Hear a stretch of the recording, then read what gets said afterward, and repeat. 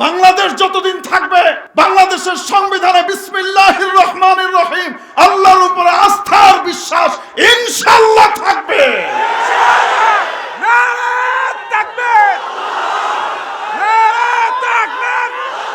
অতএব আমাদের সংবিধানের ভিতরে আল্লাহর উপরে আস্থা অবিচল আস্থার বিষয়গুলো, বিশ্বাসের বিষয়গুলো বাদ যাবে না থাকবে? থাকবে। বিসমিল্লাহির রহমানির রহিম বাদ যাবে না থাকবে? যতদিন থাকবে এদেশের উপরে আল্লাহর রহমত আর বরকত ইনশাআল্লাহ আসবে। যদি আজকে তাকওয়ার শিক্ষা স্কুল কলেজ ভার্সিটিতে বাধ্যতামূলক করে সব জায়গাতে সঠিক উপায়ে দেওয়া হতো, তাহলে আজকে দেশের কাঁড়ি কাঁড়ি লক্ষ লক্ষ হাজার হাজার কোটি কোটি টাকা পাচার হয়ে সুইস ব্যাংকে চলে যেত না, কানাডার বেগম পাড়ায় যেত না, মালয়েশিয়ার সাহেব পাড়াতেও যেত না। ঠিক কি ঠিক না? দেশের টাকাগুলো সব জায়গা কাদের কারণে? হুজুরদের কারণে।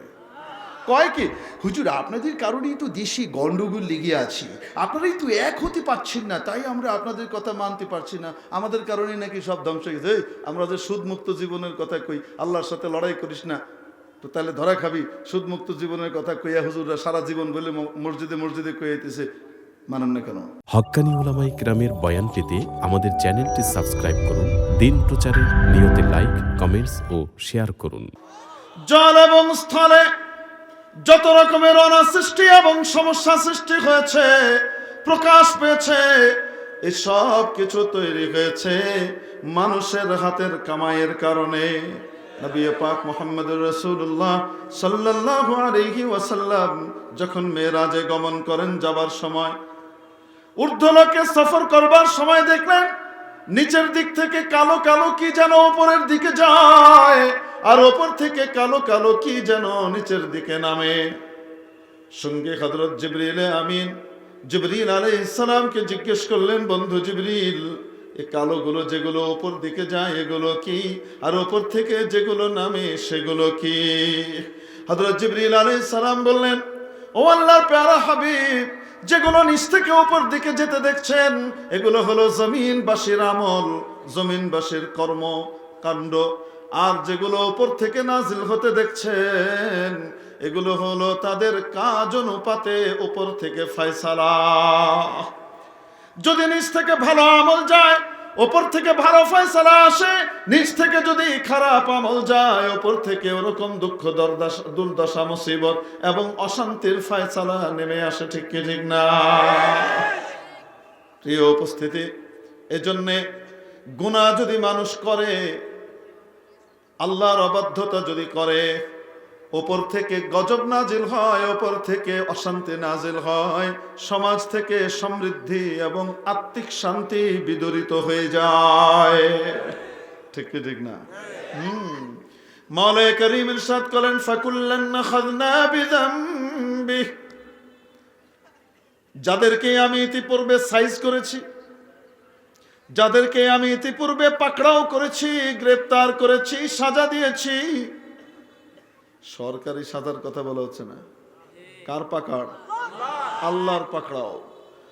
যাদেরকে আমি ইতিপূর্বে পাকড়াও করেছি তাদের গুনাহের কারণে করেছি, তাদের অন্যায় এবং অপরাধের কারণে করেছি, এমনি এমনি করিনি।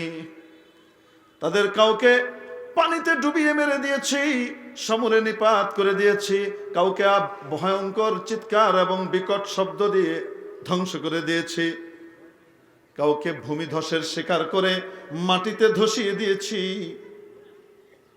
এক একজনকে এক একভাবে ধ্বংস করেছি। কারুনকে মাটি ফাটিয়ে ভূমিধস দিয়ে একেবারে তলায় ধ্বংস করে দেওয়া হয়েছিল। ফিরআউনকে পানিতে ডুবিয়ে চুবিয়ে শেষ করে দেওয়া হয়েছিল। কওমে সামুদকে বিকট শব্দ এবং আওয়াজ দিয়ে শেষ করে দেওয়া হয়েছিল।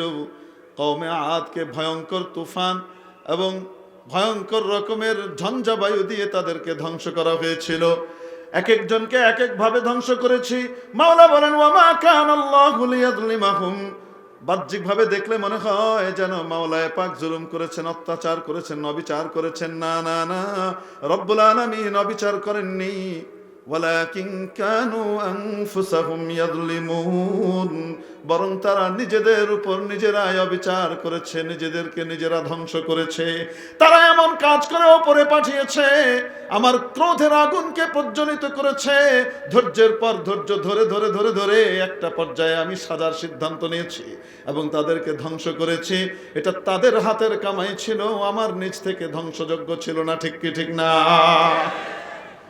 প্রিয় উপস্থিতি, গুনাহ যত হবে রহমত বরকত তত চলে যাবে, শান্তি সমৃদ্ধি সুখ মন থেকে আল্লাহ উঠিয়ে নেবেন। আহা, এক একটা গুনাহ এক একটা অপরাধের কারণে গোটা পৃথিবীর উপরে ভয়ঙ্কর রকমের প্রভাব পড়ে। গুনাহ যত বড় আর ভয়ঙ্কর হয়, তার প্রভাবও তত মারাত্মক এবং ভয়ঙ্কর হয়। রব্বুল আলামিন কোরআনে কারীমে সূরাতুল মাইদার মধ্যে হযরত আদম আলা নবিয়িনা ওয়া আলাইহিস সালাতু ওয়াস সালামের দুই সন্তানের ঘটনা আমাদেরকে শুনিয়েছেন। নবীজিকে বলেন, ওয়াতলু আলাইহিম নাবা ইবনাই আদম বিল হক। ও নবী, আপনি সঠিকভাবে আদম আলাইহিস সালামের দুই ছেলের কথা সকলকে শুনিয়ে দিন, জানিয়ে দিন। إذ قربا قربانا فتقبل من أحدهما ولم يتقبل من الآخر قال إنما يتقبل الله من المتقين। আদম আলাইহিস সালামের সময় পৃথিবীতে কি এর আগে মানুষ ছিল? বলেন না কেন? বলেন, ভাই বোনে বিয়ে হয়? আপন ভাই বোনে বিয়ে হয়? দুনিয়াতে আমাদের এখন আপন ভাই বোনে বিয়ে হয়?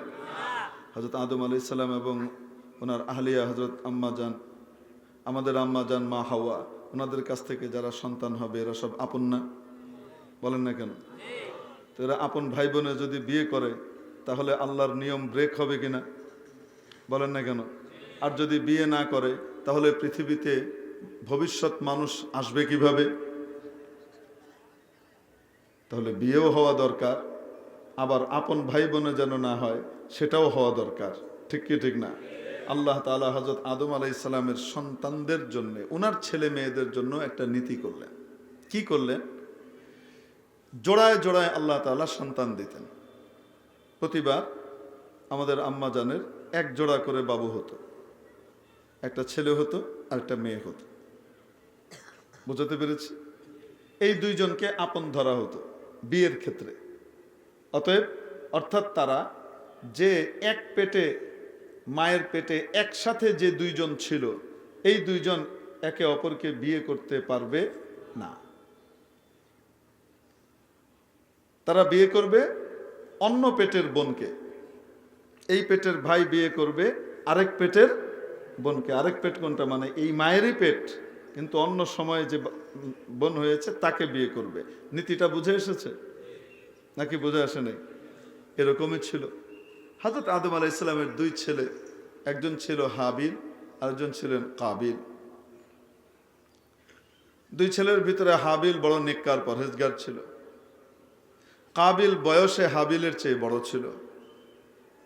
হাবিলের সাথে যে কাবিলের সাথে যে মেয়ে হয়েছে, সেই মেয়েটা অধিক সুন্দরী ছিল হাবিলের পেটে হাবিলের সাথে যে মেয়ে হয়েছে তার চেয়ে। বুঝাতে পারেনি? এখন বলেন, কাবিলের সাথে যেই মেয়েটা হয়েছে, যেই বোনটা হয়েছে, তাকে কি সে বিয়ে করতে পারবে? যতই সুন্দরী হোক সে পারবে না। তো নিয়ম অনুপাতে হাবিলের সাথে জন্ম নেওয়া বোনটির বিয়ে ঠিক হলো। হযরত আদম আলাইহিস সালাম ঠিক করে দিলেন কাবিলের সাথে, আর কাবিলের সাথে তৈরি হওয়া বোন যেটি, তার সাথে বিয়ে ঠিক করলেন হাবিলের সাথে। কাবিলের সাথে যে বোন হয়েছিল সে অধিক সুন্দরী ছিল হাবিলের সাথে যে বোন হয়েছে তার তুলনায়। বুঝে আসে নাই? এখন কাবিল বলে, ও আমার সাথে একসাথে পয়দা হয়েছে, ওর সাথে অধিকার আমার বেশি, মায়ের পেটে একসাথে থাকছে, জীবনভর একসাথে থাকবো, আমি ওকেই বিয়ে করব। আদম আলাইহিস সালাম বলতেছেন, এটা নিয়ম না, আল্লাহ তাআলা এই নিয়ম দেন নাই, এটা হবে না। সে হবে না মানে?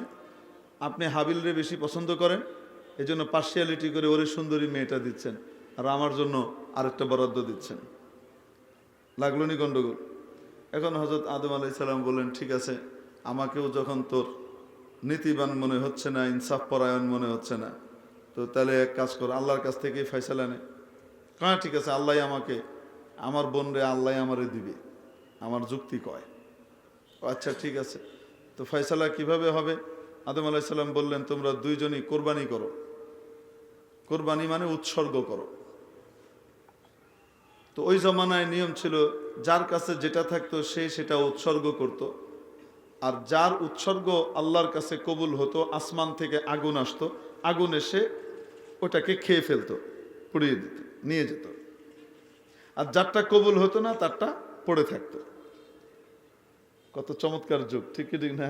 কে ভালো আর কে খারাপ দুনিয়াতেই ফয়সালা হয়ে যেতেছে। কার আমল ঠিক আছে কারটা নাই, এটা দুনিয়াতেই ফয়সালা হয়ে যাচ্ছে। যুগটা কত চমৎকার, বলেন না কেন? হ্যাঁ, আমাদের জমানায় হলে তো বড় বিপদ হয়ে যেত। হ্যাঁ, কন্যা কেন হুজুর? আমাদের জমানা হলে তো আরো ভালো হইতো। ভালো হইতো, অধিকাংশ মুরতাদ দিয়ে বেগে যেত, এই ইসলামে থাকবই না, যে ইসলামে ধরা পেটে যায়। ঠিক না? ভালো হবও না, আর কাউকে ভালো হইতে দিবও না, এই নীতিতে বিশ্বাসী হয়ে যেতাম। তো যাই হোক, হাবিল সে ছিল মানে পশুপালন করত, পশুপালন করতেন হাবিল। তো উনি খুব মোটা তাজা একটা পশু পাহাড়ের উপরে রেখে আসলেন। আর কাবিল সে যেহেতু চাষি ছিল, ফার্মার ছিল, এজন্য কাবিল তার ওখানে থাকা শস্যের বিরাট একটা অংশ নিয়ে রেখে আসলো। আসমান থেকে আগুন এসে হাবিলেরটা তো খেয়ে নিল, কাবিলেরটা ফেলে রেখে দিল। আল্লাহ তাআলা বুঝিয়ে দিলেন, তুমি ঠিক নাই, হাবিলের মত ঠিক। আদম আলাইহিস সালাম যেটা বলেছেন, আমার প্রিয় বান্দা, ওইটা ঠিক, তোমার যুক্তিতে দুনিয়ার নিয়ম চলবে না। এখন হাবিল দেখে যে কাবিলের প্রাধান্য এসে গেছে। হাবিল কয় হ্যাঁ, কাবিল বলতেছে নাউজুবিল্লাহ। কাবিল দেখে হাবিলের কি হয়ে গেছে, প্রাধান্য চলে এসছে, মানুষ জেনে ফেলবে যে হাবিল বেশি ভালো। কয় তুমি সমাজের ভিতরে আমার চেয়ে ভালো হয়ে বিচরণ করবা, তোমার মতো ভাই আমার দরকারই নেই। কয় কি করবি? কয় লাখ তোলার নাক, তোরে মেরে ফেলবো। কয় আমার অপরাধ কি? ও অপরাধ হইল তোর কোরবানি কবুল হইল গা।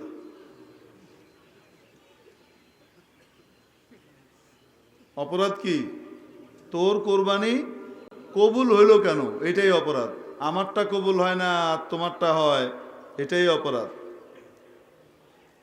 তো হাবিল বলতেছেন, ইন্নামা ইয়াতাকাব্বালুল্লাহু মিনাল মুত্তাকিন, আল্লাহ রাব্বুল আলামিন কবুল করেন ওই ব্যক্তির ইবাদত, ওই ব্যক্তির উৎসর্গ, যে ব্যক্তি আল্লাহর মতকে মেনে নেয়, আল্লাহর কথা অনুযায়ী নিজেকে চালায়, যে ব্যক্তি তাকওয়া অবলম্বন করে, আল্লাহর আদেশ নিষেধ মেনে চলে, তাদের বিষয় আল্লাহ কবুল করেন। আর যে ব্যক্তি নিজের মনের খাহেসাতের পেছনে চলে, তার জিনিস মাওলা কবুল করেন না। অতএব তুমি নিজেকে শুধরাও, আমাকে দোষ দিয়ে লাভ নাই। ছোট মুখে বড় বড় কথা, তুই আমার পরে এসো সাথে কথা গসকের লেগে চপ। কি করবো? তোরে আমি মারবই। হাবিল বলতেছেন, লা ইন বাসাত্তা ইলাইয়া ইয়াদাকা লিতাকতুলানি মা আনা বিবাসিতি ইয়াদিয়া ইলাইকা লিআকতুলাক। যদি তুমি আমাকে হত্যা করতে চাও, তুমি যদি আমাকে হত্যা করতে হাত বাড়াও, মনে রাখবে আমি কিন্তু তোমাকে হত্যা করতে যাব না। তুমি অন্যায় করতে যাবে, অপরাধ করবে, আমি আল্লাহ নিয়ম ভঙ্গ করব না, আমি তোমার গায়ে হাত তুলব না। মা আনা বিবাসিতি ইয়াদিয়া ইলাইকা লিআকতুলাক, তোমাকে হত্যার জন্য আমি আমার হাতকে বাড়াবো না। ইন্নী আখাফুল্লাহ রাব্বাল আলামিন, আমি মহাবিশ্বের মহানিয়ন্তা রব্বুল আলামিন আল্লাহকে ভয় করি।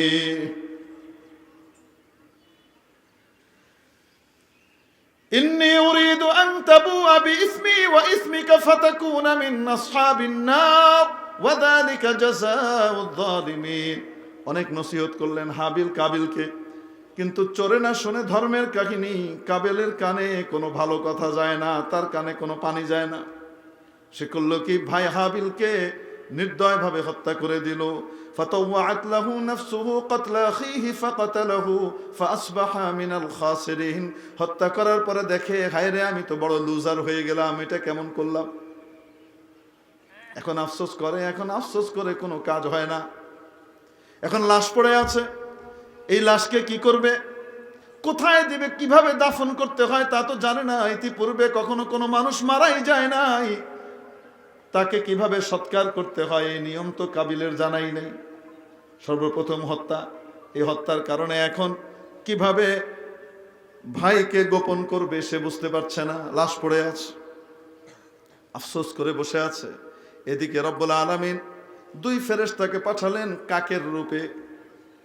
এসে এক কাক আরেক কাককে মেরে ফেলে তারপরে সেই কাকটা কি করলো, পা দিয়ে এভাবে আঁচড়িয়ে মাটি খুঁড়ে সেই মাটির ভিতরে মৃত কাকটাকে দিয়ে উপর দিয়ে মাটি লেপন করে দিল। এখন কাবিল বলে, হায় রে, একটা কাকের মাথায় যে বুদ্ধি আছে সেই বুদ্ধি আমার মাথায় নাই, একটা কাকের মতো বুদ্ধিও আমার মাথায় নাই, আমি কেমন বেকুব। আল্লাহ এবং রসুলের বিরুদ্ধে যত রকমের বুদ্ধিজীবী বড় বড় কথা বানায় আর যুক্তি দেয়, কথা বলে, এরা আসলে কাকের চাইতেও বেশি বেকুব, ঠিক কি ঠিক না? শেষ পরিণতি যখন আসবে, মৃত্যুর আগ দিয়ে দেখবা কাউয়ার মাথায় যা ছিল তোমার মাথায়ও তা ছিল না। মেরে মুআজ্জাজ হাজিরিন, যাই হোক, কাবিল যখন হাবিল রাদিয়াল্লাহু তাআলা আনহুকে হত্যা করে দিল, হযরত আদম আলাইহিস সালাম তখন ওখানে ছিলেন না, মক্কা মুকাররমায় ছিলেন, আল্লাহর ঘর বাইতুল্লাহ তওয়াফে গিয়েছেন।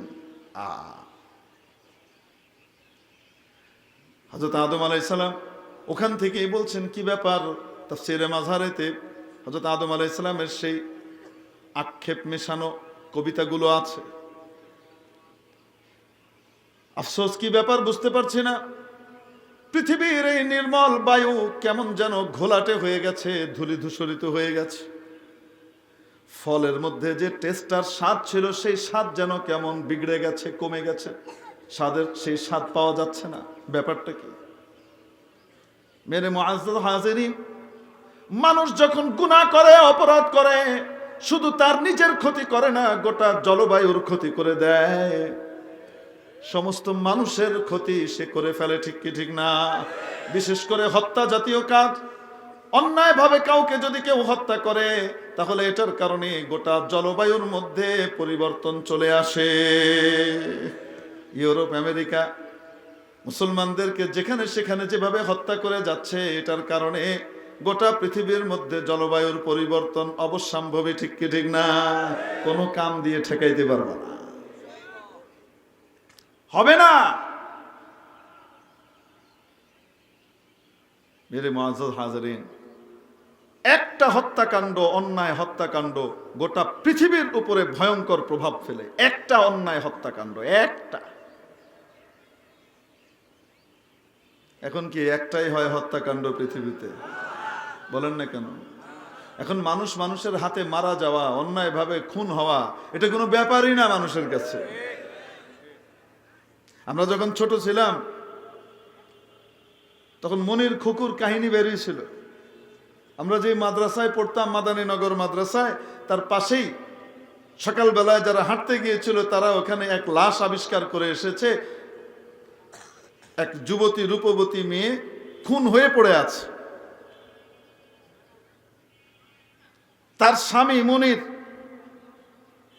ওই মেয়ের নাম ছিল শারমিন রিমা, তার স্বামী মনির খুকু নামে এক মেয়ের সাথে পরকিয়া করে নিজের আপন বউকে এই জায়গায় এসে হত্যা করে ফেলে রেখে তারপরে সে পাড়ি জমিয়েছিল, কিন্তু ধরা পড়েছে, তার ফাঁসিও হয়েছে। ওই সময় এই ঘটনা, এরকম একটা হত্যাকাণ্ড টক অফ দ্য টাউন ছিল না, টক অফ দ্য কান্ট্রি ছিল। একদিন দুই দিন না, মাসের পর মাস এ নিয়ে আলোচনা চলেছে। এত বিভৎস, এত জঘন্য মানুষ কি হতে পারে? বলেন না কেন? এখন তো মাশাআল্লাহ হয় না। এমন কোনো দিন নাই যেদিন পত্রিকা খুললে কোনো খুন, কোনো ধর্ষণ এবং এই জাতীয় নির্মম বিষয়গুলো নজরে পড়ে না, ঠিক কি ঠিক না? পানি ভাত হয়ে গেছে। শান্তি আসবে, সমৃদ্ধি আসবে, উন্নতি আসবে? কোনোদিন না। প্রিয় উপস্থিতি, এক হাবিল হত্যা হবার পরে হযরত আদম আলাইহিস সালাম সেই মক্কায় বসে বলছেন, কি ব্যাপার, জলবায়ুর এই পরিবর্তন কিভাবে হলো? খাবার দাবারের স্বাদ কেন নষ্ট হয়ে গেল? বুঝতে পারছে না, আগের সে স্বাদ কেন পাচ্ছে না। অহরহ হত্যাকাণ্ড এবং অন্যায় অপরাধের কারণে আজকে পৃথিবী থেকে কি আল্লাহর রহমত চলে যাবে না? আযাব গজব কি নাজিল হবে না? তা তো হবে। কেন হচ্ছে? এই কারণে হচ্ছে। সমস্যা তৈরি হচ্ছে মানুষের নিজের আমলের কারণে। একটি অন্যায় হত্যাকাণ্ডের কারণে গোটা পৃথিবীর উপর প্রভাব পড়ে, আর একটি প্রাণকে বাঁচাবার কারণে গোটা পৃথিবীর মানুষকে বাঁচানোর নামান্তর আমল হয়। ومن قتل نفسا بغير نفس أو فساد في الأرض فكأنما قتل الناس جميعا। গোটা জলবায়ুর মধ্যে যখন প্রভাব পড়বে সমস্ত মানব জাতি এটার শিকার হবে, ঠিক কিনা? ওয়ামান আহইয়াহা, আর যে ব্যক্তি একটি প্রাণকে বাঁচায়, ফাকান্নামা আহইয়ান নাসা জামিআ, সে একটি প্রাণকে বাঁচায়নি, সে যেন গোটা পৃথিবীর সমস্ত মানব জাতিকে বাঁচিয়েছে। মেরে মুআজ্জাজ হাজরিন, আইন শৃঙ্খলা বাহিনী যে গুরু দায়িত্ব পালন করে থাকেন, মানুষের জানমালের নিরাপত্তা বিধান করে থাকেন, রাতের বেলায় যারা পাহারা দিয়ে বেড়ান তারা তো চাকরি করেন ঠিকই, কিন্তু মানব জাতির মধ্যে নিরাপত্তা নিশ্চিত করবার জন্য যে কাজ করেন, তাদের কারণে যে খুন এবং বিভিন্ন রকমের অন্যায় কাজগুলো বাধাগ্রস্ত হয় এবং মানুষ যে শান্তিতে থাকে, তারা কত বড় সওয়াব পান কল্পনাও করতে পারেন না। যদি নিয়ত করে যে আমি এই এলাকার মানুষদের নিরাপত্তা বিধান করছি, এখানে যেন একটাও খুন না হয়, একটাও ছিনতাই না হয়, একটাও ডাকাতি না হয়, আমি এই এলাকাকে নিরাপত্তার চাদর দিয়ে ঢেকে দেব, গোটা মানব জাতিকে বাঁচানোর সওয়াব পায়। ঠিক কি ঠিক না? কিন্তু রক্ষক যদি ভক্ষক হয়ে যায় তাহলে অন্যরকম হয়ে যাবে। যেমন এই কাজের মাধ্যমে, এই নিরাপত্তা নিশ্চিত করার কাজের মাধ্যমে যেমন জান্নাতের উঁচু মাকাম সে লাভ করতে পারে, ঠিক তেমনি ভাবে বিপরীতটা করলে জাহান্নামের অতল গহ্বরে নিপতিতও হতে পারে। ঠিক কি ঠিক না? আল্লাহ রাব্বুল আলামিন আমাদের সকলকে যার যার জায়গায় অবস্থানে থেকে জান্নাত কামাবার তৌফিক দান করুন, বলি আমিন। প্রিয় উপস্থিতি, বলছিলাম একটি হত্যাকাণ্ডের কারণে, একটি অন্যায়ের কারণে গোটা জলবায়ুর মধ্যে প্রভাব পড়ে। তিরমিজি শরীফের মধ্যে হাদিস আছে, হযরত আবু হুরায়রা রাদিয়াল্লাহু তাআলা আনহু বলেন, বলবো না বন্ধ করে দিব। হযরত আবু হুরায়রা রাদিয়াল্লাহু আনহু বলেন, নবীজি সাল্লাল্লাহু আলাইহি ওয়াসাল্লাম একবার আমাকে একটি থলি দিলেন, সেই থলির মধ্যে কিছু খেজুর ছিল। ছোট্ট একটা থলি দিলেন, সেই থলির ভিতরে অল্প কিছু কি ছিল, মনে করেন 1-2 কেজি খেজুর। নবীজি বললেন, আবু হুরায়রা এখান থেকে খাওয়াবে, কিন্তু খবরদার খুলে দেখবে না ভিতরে কতটুকু আছে। হযরত আবু হুরায়রা রাদিয়াল্লাহু আনহু বলেন, নবীজির যুগ পার হলো, আমি খাই, যে আসে তাকে খাওয়াই, খেজুর ফুরায় না। ছোট থলির ভেতর থেকে খেজুর বের হতেই থাকে। হযরত আবু বকরের যুগ পার হলো, খেজুর ফুরায় না, খেজুর চলে। হযরত ওমরের 10 বছরের উপরে সময়কাল পার হলো, খেজুর বন্ধ হয় না, খেজুর। ওখানকার বাসিন্দারা বড় নিরাপত্তার সাথে নিজের জীবন কাটাতো, নিশ্চিন্তে থাকতো, শান্তি ছিল ওই এলাকায়। আল্লাহ রাব্বুল আলামিন তাদেরকে যে নিয়ামত দিয়েছিলেন, শান্তির নিয়ামত, সমৃদ্ধির নিয়ামত, তাদেরকে খেটে বাহির থেকে খাবার দাবার জোগাড় করে আনা লাগতো না। তাদের ওই এলাকার মধ্যে চারিদিক থেকে খাবার এসে এমনি জড়ো হতো। ইয়াতিহা রিজকুহুম মিন কুল্লি মাকান, ইয়াতিহা রিজকুহা রাগাদা। রাগাদা মানে কি? ওরে বাপ রে বাপ, চাহিদার চেয়ে বেশি তাদের কাছে কি আসতো? তাদের যা প্রয়োজনীয় খাদ্যদ্রব্য, এগুলো চারিদিক থেকে আসতো। তাদেরকে খেটে বাইরে গিয়ে আনা লাগতো না, অটোমেটিক আসতো, ইম্পোর্ট হইতে থাকতো।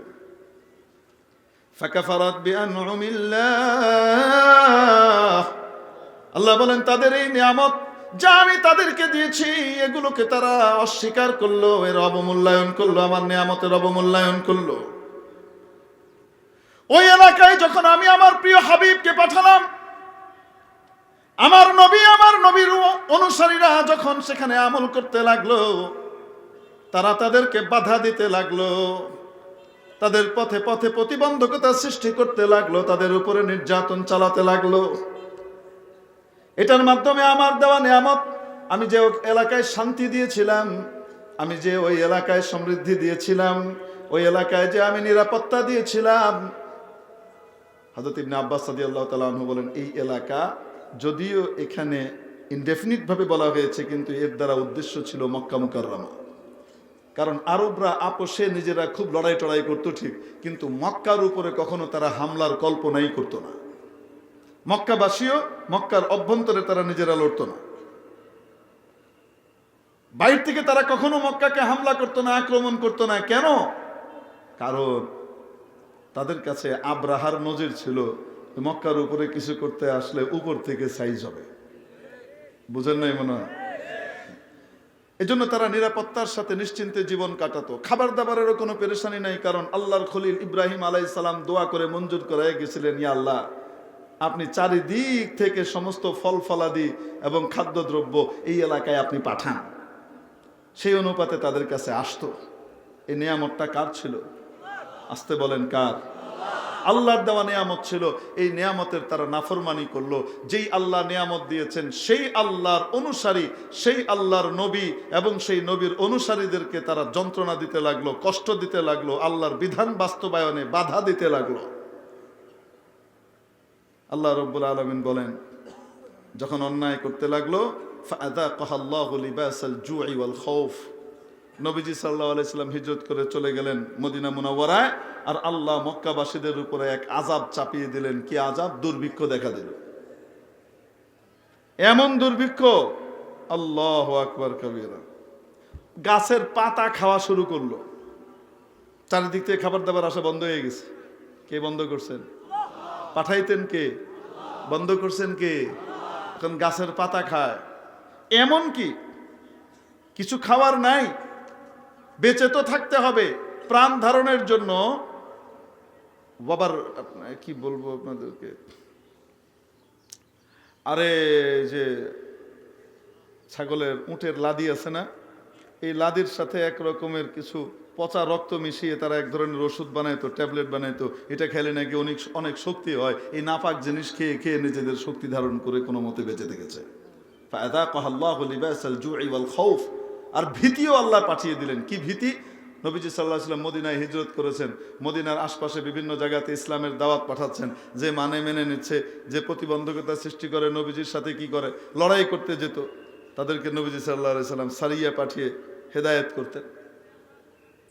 তো যখন সাইজ হইতো, ওই খবরগুলো এদের কাছে আসতো, তেরা ভয়ে ছিটকে থাকতো, কোন সময় যে মোহাম্মদ আমাদেরকে পিটায় রে। 2 বার তো গিয়ে পিটাপিটি করে আইছি, এরপরে যদি কোনোদিন আয় তাহলে আমাদের খবর আছে। নিরাপত্তাহীনতাও দিয়ে দিলেন, নিরাপত্তার নিয়ামত উঠিয়ে নিলেন, খাবার দাবারের নিয়ামত উঠিয়ে নিয়ে দুর্ভিক্ষ দিয়ে দিলেন। কে দিলেন? বিমা কানু ইয়াসনাউন। আল্লাহ বলেন, কেন তাদেরকে এই সাজা দিলাম? তাদের অপকর্মের কারণে, তাদের কর্মের কারণে। মেরে মুআজ্জাজ হাজরিন, যদি গুনাহমুক্ত জীবন যাপন না করতে পারি, বাংলাদেশকে যদি গুনাহমুক্ত করতে না পারি, অপরাধ মুক্ত করতে না পারি, আল্লাহর বিরুদ্ধাচরণ থেকে পবিত্র করতে না পারি, তাহলে কখনো ইস্পিত লক্ষ্যে আমরা পৌঁছতে পারবো না। আমাদের কাছে সেই সুখ সমৃদ্ধি আসবে না। কেন পাই নাই? এই কারণে পাই নাই, আল্লাহর নাফরমানি দিন দিন কি কমছে না বাড়ছে? আসতে বলেন, কমছে না বাড়ছে? চক্রবৃদ্ধি হারে বাড়ছে। শান্তি সমৃদ্ধি কোন পথে? সূরাতুল আরাফের 96 নম্বর আয়াতে রব্বুল আলামিন জানিয়ে দিলেন, ওয়ালাউ আন্না আহলাল কুরা আমানু ওয়াত্তাকাউ লাফাতাহনা আলাইহিম বারাকাতিম মিনাস সামাই ওয়াল আরদ। যদি এই জনপদবাসীরা ঈমান আনত, আল্লাহর উপরে পরিপূর্ণ আস্থার বিশ্বাস রাখত, আর তাকওয়া অবলম্বন করত, গুনাহ থেকে নিজেকে বাঁচাতো। কি অবলম্বন করত? তাকওয়া অবলম্বন করত, নিজেকে গুনাহ থেকে বাঁচাতো। তাহলে অবশ্যই অবশ্যই আমি আসমান এবং জমিনের বরকতের সমস্ত দুয়ারগুলো তাদের জন্য খুলে দিতাম। সমৃদ্ধির পর সমৃদ্ধি দিতাম। কে দিতেন?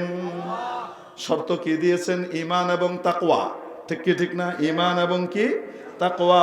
ঈমান কিভাবে অর্জিত হবে? সমৃদ্ধি আনার জন্য ঈমান আসবে সংবিধান থেকে বিসমিল্লাহির রহমানির রহিমকে বাদ দেওয়ার মাধ্যমে। কর না কেন?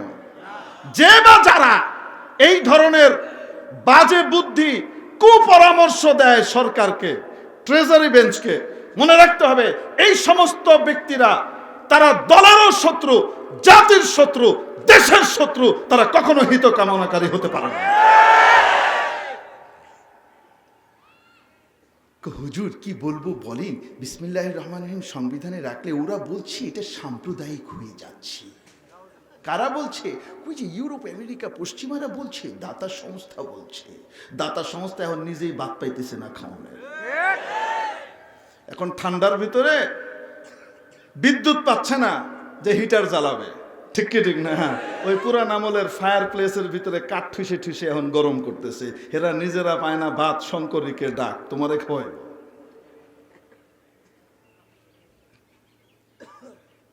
আল্লাহ রব্বুল আলামিন খাড়া করায় দিছে একটারে থাপ্পড় মারার জন্য। খাড়া করায় নাই মনে হয়, রাশিয়ারে খাড়া করাইছে। বহু জ্বালা যন্ত্রণা তো দিছস, এবার চর থাপ্পড় ভালো মতো শুরু হয়েছে। চর থাপ্পড় দিয়ে নিজেদের ফান্দে ওরা ওরা ওরা যারা খাইতেছে তারা নিজেদের ফান্দে নিজেই পড়ছে। অবরোধ দিয়ে এখন মানে এক মুসিবতে পড়ছে। এখন বিদ্যুৎ নাই, এখন গ্যাস নাই, এখন এই নাই, এখন ওই নাই, এখন খাওনের জায়গা নাই, বাগানের জায়গা নাই। শীতের ভিতরে কাঁপতে কাঁপতে, আমরা তো মার্শাল্লাহ খোলামেলা ইয়েতে আছে, ওখানে তো -ডিগ্রি সেলসিয়াসে কি চলতেছে, তাপমাত্রা চলতেছে, বরফ পড়ে। কন্যা কেন? ঠিক কি ঠিক না? হ্যাঁ।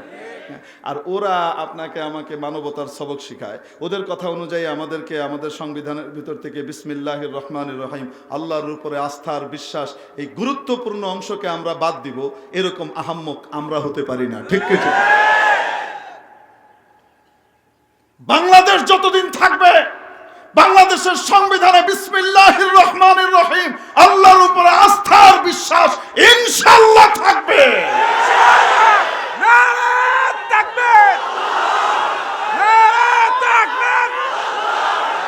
ইসলামের শত্রুরা, ইসলামের শত্রুরা, নারে তাকবীর। ওরা বলে এটা দিলে আমরা সাম্প্রদায়িক হয়ে যাব, তাই না? আমাদের ভিতরে আমাদের সংবিধান সাম্প্রদায়িক হয়ে যাবে। তাই আপনাদেরকে একটা কথা জিজ্ঞেস করি, বাংলাদেশে মুসলমানের সংখ্যা কত পার্সেন্ট? 90-এর বেশি। 90-এর বেশি, এখন 90% না, আল্লাহর রহমতে তার চেয়ে বেশি। তার কারণ কি জানেন? অন্যান্যরা যারা ছিল তারা তো প্রোডাকশন অফ রাখছে, পশ্চিমাদের তরিকা অনুযায়ী ছিল 2টা আর 1টার বেশি। আর আল্লাহর রহমতে মুসলমানরা ধড়াধড় আল্লাহর নীতিতে চলতেছে। আল্লাহ যা পাঠায় তা আলহামদুলিল্লাহ কে নিয়ে নিচ্ছে। ঠিক কি ঠিক না? আরে পাঠায় কেডা? হুজুরের কয়জন জানি না, জিজ্ঞেস করলে 4-5 জনের নিচে হবে না। আমি চিকন চাকুন সাধারণ মানুষ একজন, আমার আল্লাহর রহমতে হাফ ডজন আছে।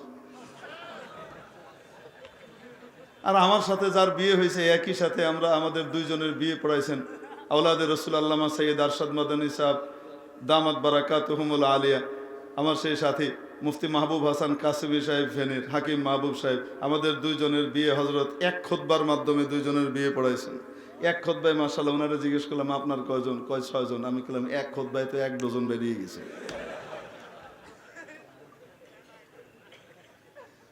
অবশ্য যে হজরত আমাদের বিয়ে পড়াইছেন ওনারও মাশাআল্লাহ ডজন একারই।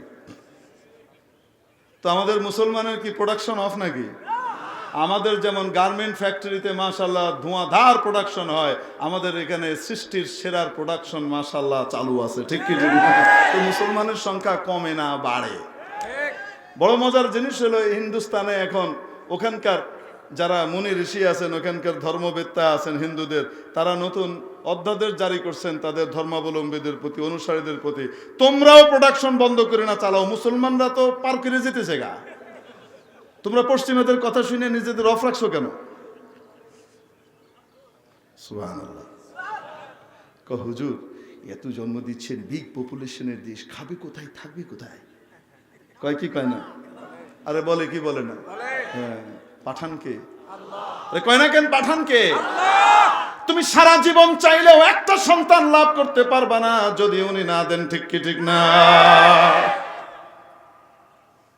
মাওলা বলেন লিল্লাহি মুলকুস সামাওয়াতি ওয়াল আরদ ইয়াখলুকু মা ইয়াশা ইয়াহাবু লিমান ইয়াশাউ ইনাসা ওয়া ইয়াহাবু লিমান ইয়াশাউ আয-যুকুর আও ইউযাওwiজুহুম যুকরানা ওয়া ইনাসা ওয়া ইয়াজআলু মান ইয়াশাউ আকীমা।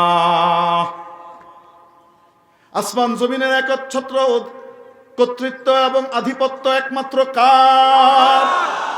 মাওলা বলেন উনি যা চান তাই সৃষ্টি করেন। সৃষ্টি করার ইখতিয়ার একমাত্র কার?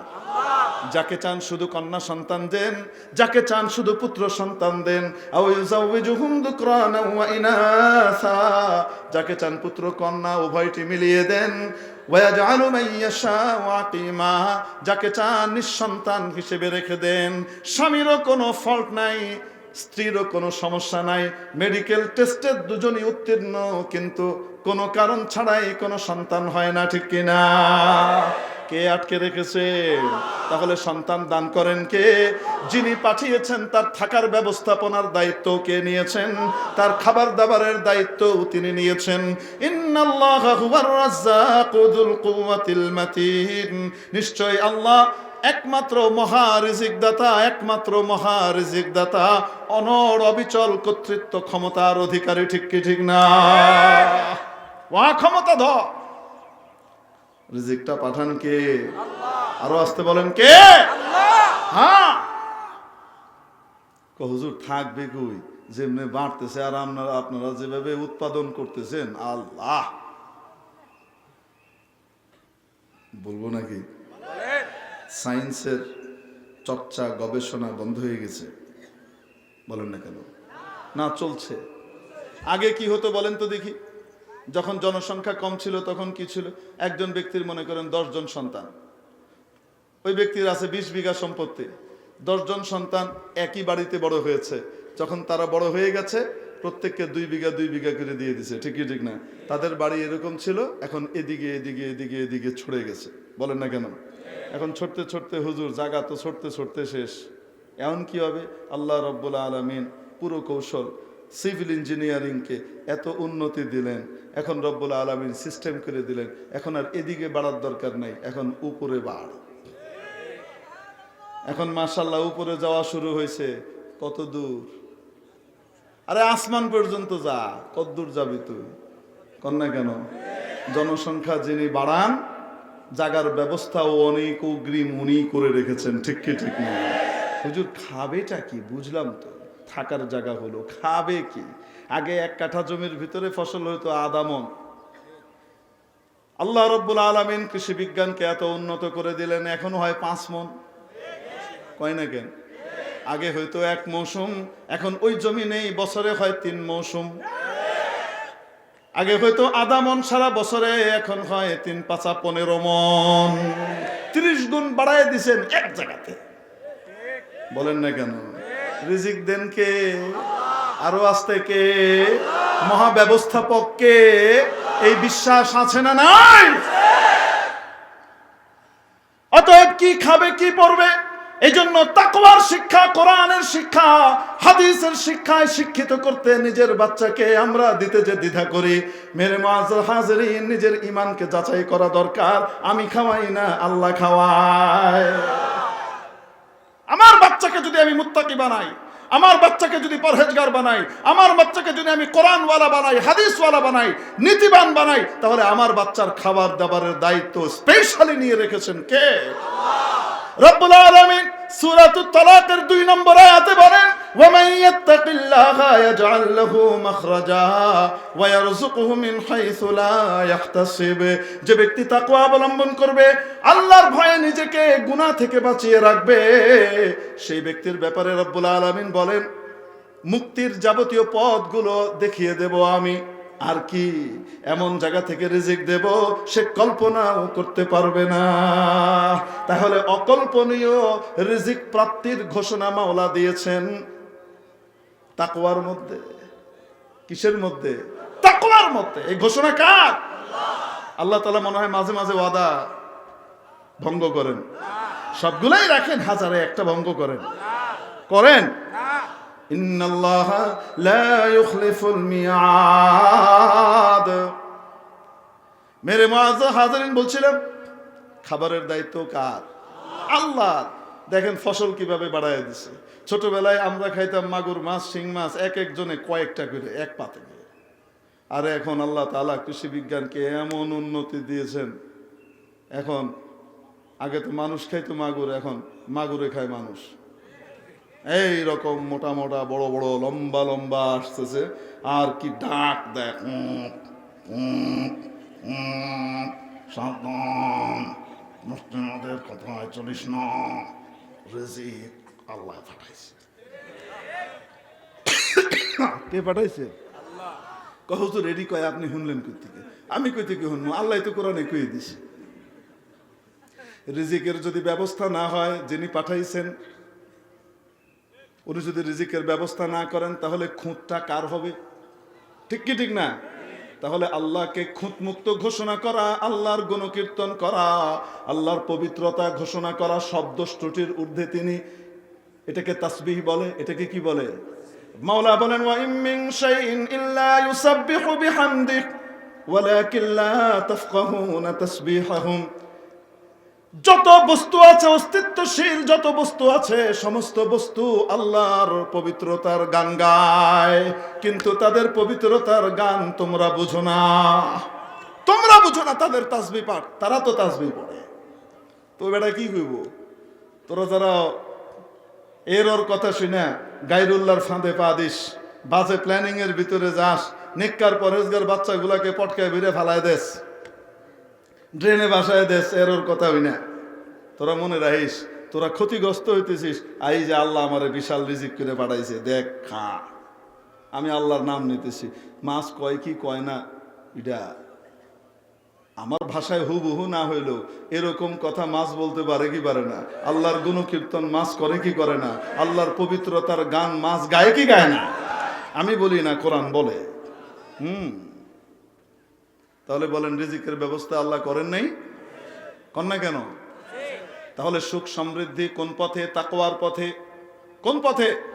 হ্যাঁ, ওরা যে আমাদেরকে প্ল্যান দেয়, বিভিন্ন মার্কা কথাবার্তা কয়, হ্যাঁ, আমাদের 90% মুসলমানের দেশ বাংলাদেশ, 90-এর চাইতে বেশি।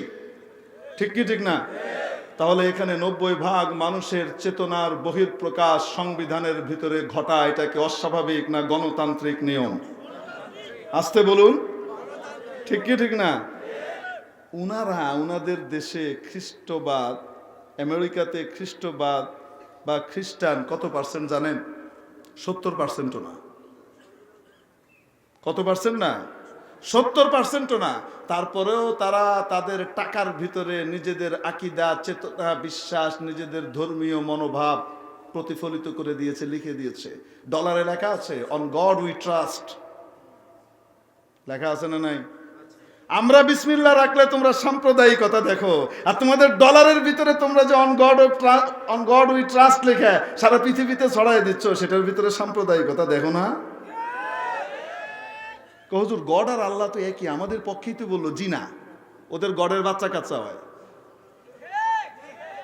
ঠিক কি ঠিক না? ওরা হযরত ঈসা আলাইহিস সালামকে আল্লাহর পোলা মনে করে, আল্লাহর ছেলে মনে করে। ঠিক কি ঠিক না? তোদের গডের তো পোলাপাই নয়, আমাদের গডের কি পোলাপাই নয় নাকি? আল্লাহু আকবার। আল্লাহুস সামাদ লাম ইয়ালিদ ওয়া লাম ইউলাদ। তিনি কারো বাবা নন এবং তিনি কারো সন্তানও নন। ঠিক কি ঠিক না? এটা হলো আমাদের আল্লাহ। তাহলে এখানে সাম্প্রদায়িকতা দেখি আমরা না। আল্লাহ আমাদেরকে হেফাজত করুক, বলি আমিন। অতএব আমাদের সংবিধানের ভিতরে আল্লাহর উপরে আস্থা, অবিচল আস্থার বিষয়গুলো, বিশ্বাসের বিষয়গুলো বাদ যাবে না থাকবে? থাকবে। বিসমিল্লাহির রহমানির রহিম বাদ যাবে না থাকবে? যতদিন থাকবে এদেশের উপরে আল্লাহর রহমত আর বরকত ইনশাআল্লাহ আসবে। ঈমানের উপরে, তাকওয়ার উপরে সমৃদ্ধির ফয়সালা দেওয়া আছে। মেরে মুআজ্জাজ হাজিরিন, দেশকে সমৃদ্ধ করতে হলে, দেশকে সুখী করতে হলে, দেশের সকল মানুষের দুয়ারে দুয়ারে তার অধিকারগুলো পৌঁছে দিতে হলে তাকওয়ার বিকল্প নাই। যদি আজকে তাকওয়ার শিক্ষা স্কুল কলেজ ভার্সিটিতে বাধ্যতামূলক করে সব জায়গাতে সঠিক উপায়ে দেওয়া হতো, তাহলে আজকে দেশের কাঁড়ি কাঁড়ি লক্ষ লক্ষ হাজার হাজার কোটি কোটি টাকা পাচার হয়ে সুইস ব্যাংকে চলে যেত না, কানাডার বেগম পাড়ায় যেত না, মালয়েশিয়ার সাহেব পাড়াতেও যেত না। ঠিক কি ঠিক না? দেশের টাকাগুলো সব জায়গা কাদের কারণে? হুজুরদের কারণে। কয় কি হুজুর আপনাদের কারণেই তো দেশে গন্ডগোল লেগে আছি, আপনারাই তো এক হতে পারছেন না, তাই আমরা আপনাদের কথা মানতে পারছি না, আমাদের কারণেই নাকি সব ধ্বংস হয়ে গেছে।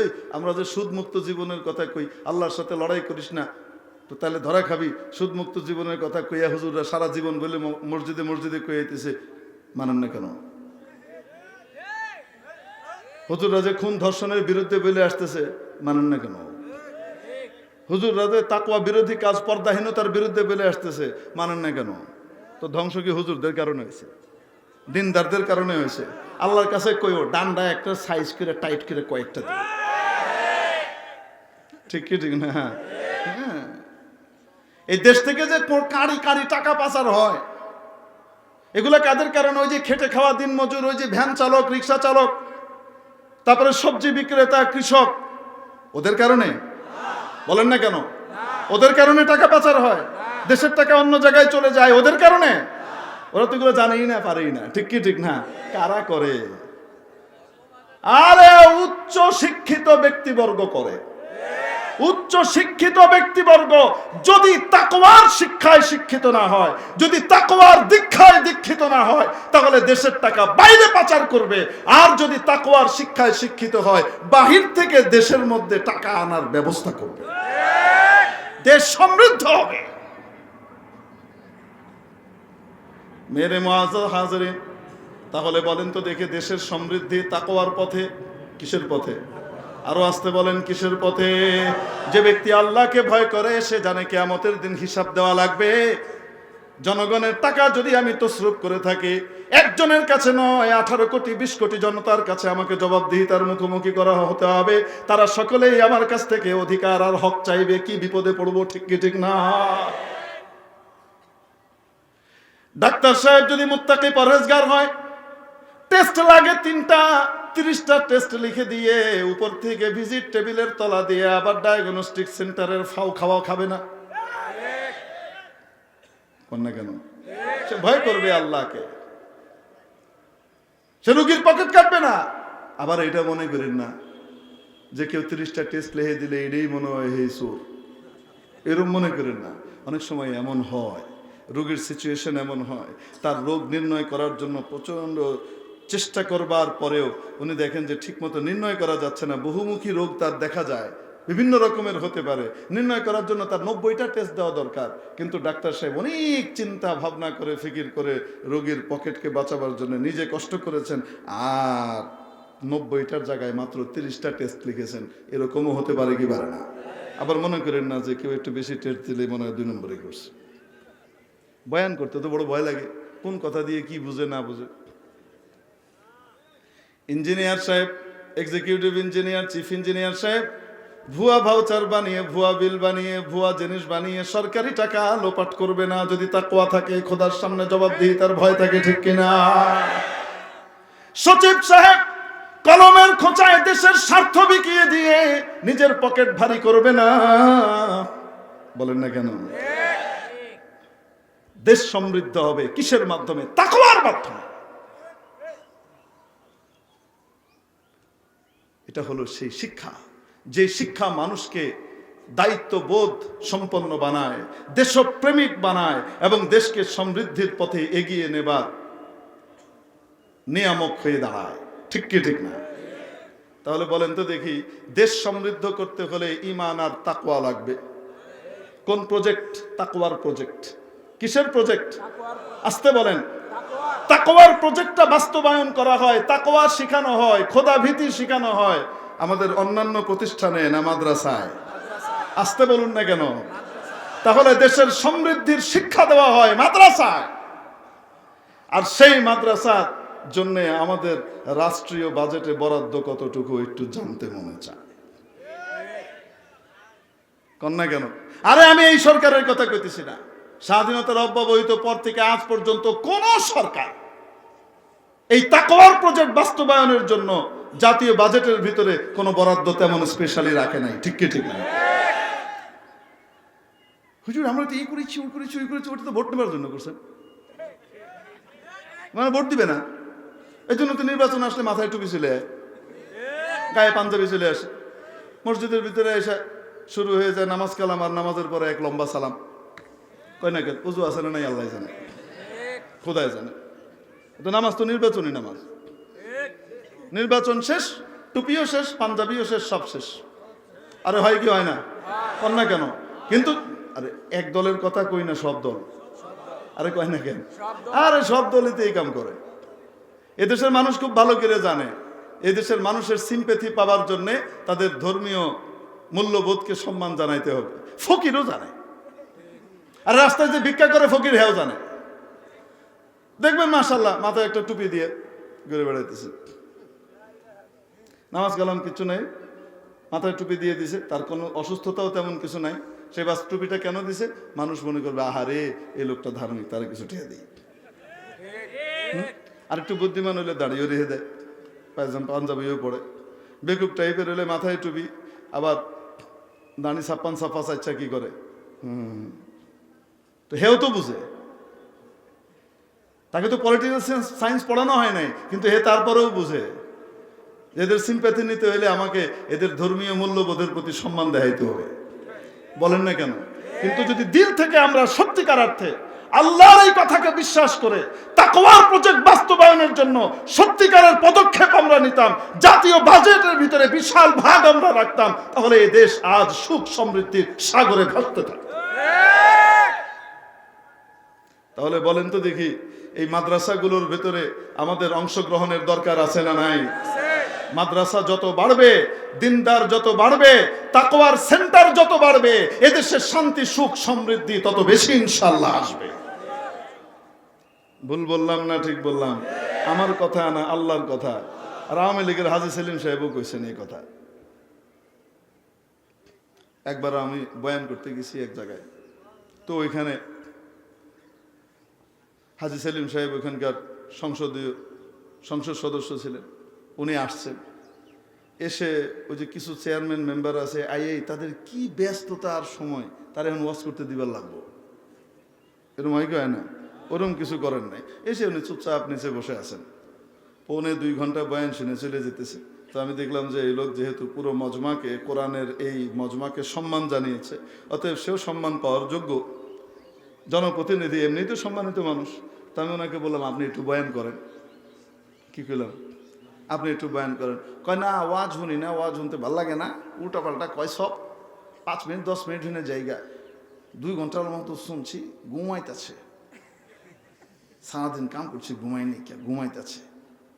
আপনি ওয়াজ করেন, ভাল লাগতেছে। আমি বললাম যে না, আপনি ওয়াজ না করলে আমি করবো না, আপনি করেন। তো করছে। এই যে কইতেছি না, এটা আবার ওই যে ছাড়বে না, কমেন্টের মাশাআল্লাহ লিখে দিবে, আওয়ামী লীগ কয় টাকা দিছে, হাজী সেলিম কয় টাকা দিছে, ভালো বেচা বিক্রি হয়েছেন। এরম অনেককার মানুষ আছে না নাই? হ্যাঁ, বেচা বিক্রি হয়েছে দেখে তো মেহমানখানাতে ঘুরে এসে কি কোন আপনারা। আরে আল্লাহ বুঝ দেখছই। ওইখানে যা দিয়ে ওই যে খতিব আছে না, ওবায়দুল হক, খতিব ওবায়দুল হক, উনি দাওয়াত দিচ্ছে। আমার তো উঠে গেছে রাগ, যে উনি কথা হইলো, বাংলাদেশের সর্বজন শ্রদ্ধেয় বরেণ্য আলেম দ্বীন এবং ব্যক্তিত্ব ছিলেন খতিব ওবায়দুল হক সাহেব, জাতীয় মসজিদের খতিব। ঠিক কি ঠিক না? ওনার নামটা এভাবে হেলা ফেলা ভরে নিচ্ছে, বেয়াদবি মার্কা কথা। দেখে মানুষ যেহেতু কিছু রেসপন্স করছে না, পরে বলে আরে চিনেন না, সব আলেম গো আলেম, বড় আলেম যা ছিল সব আলেম গো আলেম, খতিব ওবায়দুল হক। তখন বুঝলাম যে ওনার কথার ধাঁচি, এক একজন এক এক ধাঁচে কথা বলে, আছে না নাই? হ্যাঁ, বলে না মানে এক এলাকার বুলি আর এক এলাকায় গালি। ও মাথায় তুমি উদলাগাইয়ে খারাপ চোখা, এটা বাংলাদেশে ঢাকায় এলে গালি হয়ে যাবে, ওই জায়গাতে কি হয়ে যাবে, এটা বুলি হয়ে যাবে। কন্যা কেন? তো যাই হোক, এখন উনি বলছেন খতিব ওবায়দুল হক সাহেবের দাওয়াত দিচ্ছে, আমিও গেছি। ওই সময় ইসলামবাগে খালি কয়দিন পর পর আগুন লাগতো বস্তিতে। তো দোয়ার সময় আমি হুজুরে বিটলামি করে কইলাম, বিটলামি করে বুঝছেন তো, কি দুষ্টমি করে ফটকামি করে কইলাম আর কি। আমি হুজুরে বিটলামি করে কইলাম, হুজুর ইসলামবাগে খালি আগুন লাগে, একটু দোয়া করে দিয়ে। বিশ্বাস করেন হুজুর, তোয়ার ভিত্তে ইসলামবাগের নাম লয়ে কইল, আল্লাহ ইসলামবাগে তুমি আর আগুন দিও না।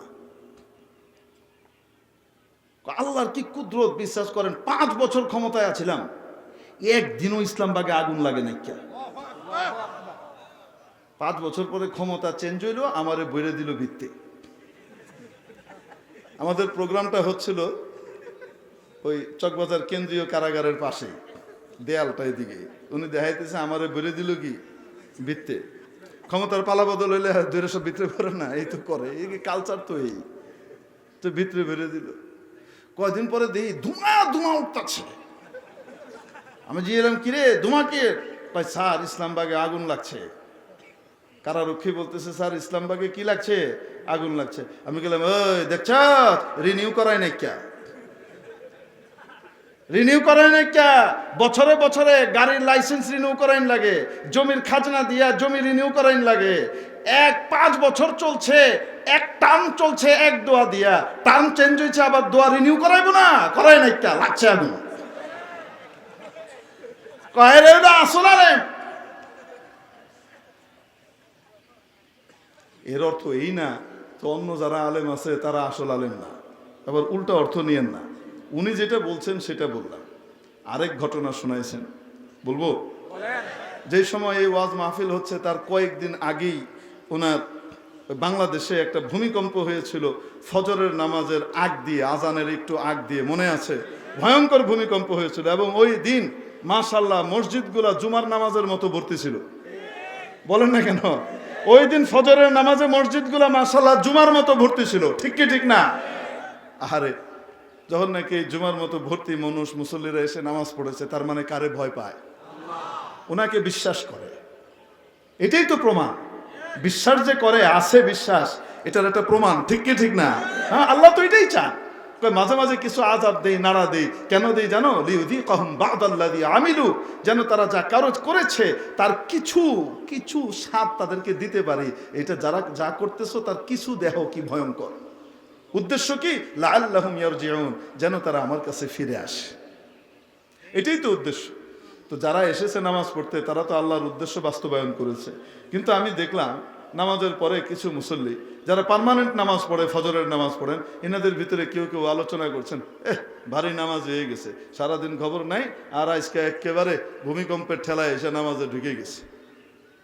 তো আমার কাছে কথাটা শুনে খুব খারাপ লাগলো। আমি বললাম যে দেখেন, আপনি তো আপনার ইবাদতের গর্বের ভিতরে আছেন, আপনি যে ইবাদত করতেছেন না, এটাও কিন্তু ওনার দয়া। উনি দয়া করে আপনাকে কবুল করেছেন, নাইলে আসতে পারতেন না। আর নেগেটিভ কথা না বলে এই দোয়া করেন, ইয়া আল্লাহ আপনি তাদেরকে একটা ভীতি দেখিয়ে মসজিদে এনেছেন, তারা এসেছে, আয় আল্লাহ তাদেরকেও আপনি আমাদের মতো পার্মানেন্ট করে দেন।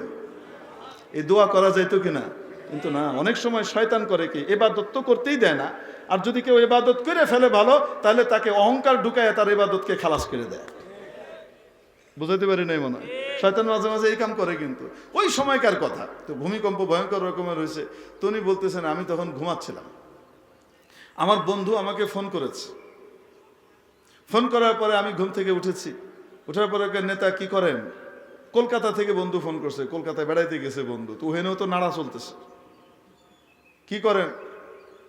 আমি বললাম ঘুমাই। আরে ভূমিকম্প হইতেছে তো, ভেঙ্গে পড়বো সব কিছু, তাড়াতাড়ি বেরোন। আমি উঠে দেখি উপরের পাংখা ইম্বি ইম্বি লড়তেছে। কেমনে নড়ে? এমনি এমনি পাখা লড়তেছে। আমি তো ডরাই গেছি, খাইছি রে অক্ষণে ভেঙ্গে পড়বো। অহন যদি সবের লইয়া বাইরেতে যাই তাহলে সবে মরমু, আর যদি একা বাইরেই, আর যদি ভূমিকম্পে কেউ না মরে, পরে কেউ বাপ হালায় আম করে হালায় দিয়ে গেছে গা, মরমু তো সবের লোক, এই মরি, এর লেগে আর বাইরে এলাম না, রয়ে গেলাম। আমি তো মনে করলাম সারা বাংলাদেশে না জানি কি ধ্বংসযজ্ঞ হয়েছে। কিন্তু যখন ইলেকট্রনিক মিডিয়া এবং প্রিন্ট মিডিয়ার খবরগুলো দেখলাম, মাশাআল্লাহ বাংলাদেশে কোনো ধ্বংসযজ্ঞের কিছুই হয়নি, একটাও বাড়ি ভাঙ্গে নাই, একজন মারা যায় নাই। কি অদ্ভুত কারবার! রিখটার স্কেলে 7.8 ছিল, 7.8। এই মাত্রার ভূমিকম্পে পৃথিবীতে বিভিন্ন জায়গাতে ভয়ঙ্কর ধ্বংসযজ্ঞ হয়ে গেছে, কিন্তু বাংলাদেশ হেফাজত হয়ে গেছে, বাংলাদেশের কিছুই ক্ষতি হলো না। কেন হলো না? উনি বলেন, আমি চিন্তা করতে লাগলাম, ভাবতে লাগলাম, কেন হলো না, কেন হলো না, এটা তো হওয়ার কথা ছিল। উনি বলেন, ভাবতে ভাবতে আমার মাথার ভিতরে একটা কথা আসলো, যে সময় ভূমিকম্পটা হয়েছে সেই সময় আমার মতো পাপী তাপীরা সব ঘুমিয়ে আছে, আমরা বেঘরে ঘুমাচ্ছি, কিন্তু ওই সময় আমার দেশের অলিতে গলিতে, ফ্ল্যাটে ফ্ল্যাটে, কোনায় কোনায়, ছোট্ট ছোট্ট হেফজ মাদ্রাসাগুলো, হাফেজ হেফজ খানাগুলোতে সোনার ছোট্ট ছোট্ট বাবুরা আজানের 1 ঘন্টা আগ থেকে উঠে কোরআন তেলাওয়াতে মগ্ন আছে, আল্লাহর কালাম তেলাওয়াত করেছে। এই ছোট্ট বাবুগুলার, কোরআনের পাখিগুলার কোরআনের তেলাওয়াতের কারণে রব্বুল আলামিন আমাদের গোটা দেশকে বাঁচিয়ে দিয়েছেন। কথাটা কোরআনের সাথে কি দ্বিমতপূর্ণ হয় না মিলে? এই জন্য ঘটনাটা শোনাইলাম। আবার কেন না যে হুজুর আওয়ামী লীগ হয়ে গেছে। আমরা আওয়ামী লীগও না, আমরা বিএনপিও না, আমরা কেউ না, আমরা কার? আরে আসতে করেন, আমরা কার? আমরা আল্লাহ। আমরা ওনার কথা শোনায় যাব, কার পক্ষে গেল কার বিপক্ষে গেল এটা দেখার মতো সুযোগ সময় আমাদের কিন্তু নাই। আমরা যদি ওইটা পরোয়া করতে যাই তাহলে কিন্তু কিয়ামতের দিন জিব্বা কাটবো আমরা, ঠিক কি ঠিক না? মেরে মুআজ্জাজ হাজরিন, এজন্য বলছিলাম সুখ আর সমৃদ্ধির পথ হলো ঈমান আর তাকওয়ার পথ। এই কথা জানিয়েছেন কে? তাহলে আমরা সুখ সমৃদ্ধি চাই। কেউই প্রশ্ন করতে পারে যে হুজুর, সুখ সমৃদ্ধি তো আমরা দেখছি, সমৃদ্ধি টাকা পয়সা যারা বেশি আল্লাহর নাফরমানি করে ইউরোপ আমেরিকা তাদের কাছেই তো, মুসলমানরা তো গরিব। কয় কি কয় না? বলেন না কেন? আরে টাকা পয়সার নাম কি সুখ? বলেন না কেন? হাজার হাজার কোটি টাকার মালিক ট্যাবলেট খাওয়া ছাড়া ঘুমাইতে পারে না, 2-3টা ট্যাবলেট খাও তাও ঘুমায় না, চোখ লাল টকটকা ইটের ভাটার মতো হয়ে যায়। বলেন না কেন? সুখ তো মনের না, মনের একটা অবস্থার নাম, এটা দান করেন কে? আল্লাহ। মনের সমৃদ্ধ আসল সমৃদ্ধ, মনের সমৃদ্ধি আসল সমৃদ্ধি। আল্লাহ তাআলা আমাদেরকে দুনিয়া আখিরাতের সুখ শান্তি লাভ করবার, অর্জন করবার তৌফিক আমাদেরকে নসিব করেন, তাকওয়ার পথে চলবার তৌফিক নসিব করেন, এবং তাকওয়ার সেন্টার বেশি বেশি করবার এবং তাকওয়ার সেন্টারগুলোকে সহায়তা করবার, টিকিয়ে রাখবার, বাঁচিয়ে রাখবার জন্য আমাদেরকে সহায়ক হিসেবে কবুল করেন। ওয়া আখিরু দাওয়ানা আনিল হামদুলিল্লাহি রাব্বিল আলামিন। আসসালামু আলাইকুম ওয়া রাহমাতুল্লাহি ওয়া বারাকাতুহু। সভাপতি সাহেব এত মেহনত করে আয়োজন করে